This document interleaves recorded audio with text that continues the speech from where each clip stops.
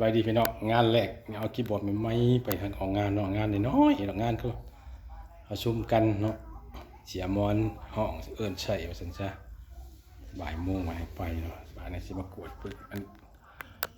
จีบมาจีบเนาะพี่น้องมาเด้อ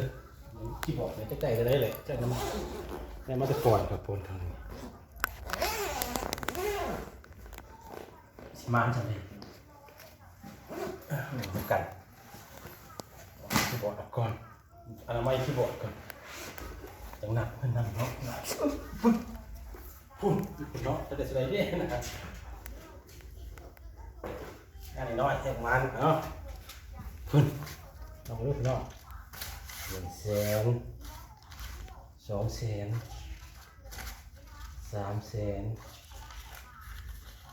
400,000บ่ได้500,000นึงเนาะโอเคอันนี้ใกล้อยู่เป็นชั่วโมงเหรอ1 โมงเนาะ5 โมงเนาะวิ่ง5 ชั่วโมง500,000 ชั่วโมงละ100,000ให้ประมาณกระยามันได้ชั้นหญิงขอบใจเด้อเฮียมอนสิสนับสนุนเนาะเดี๋ยว600,000จะ500,000ใจขอบใจได้หลายให้รับไปรวยเด้อเป็นเฒ่าแก่เฮงๆขนาดใส่เกินใส่เกินหากันเด้อขอบใจนะชั้นนี้แหละเรา500,000ใครก็ได้ที่มือผู้ขายเอง500,000พี่น้องใจเด้อเฮียมอนเอ้ย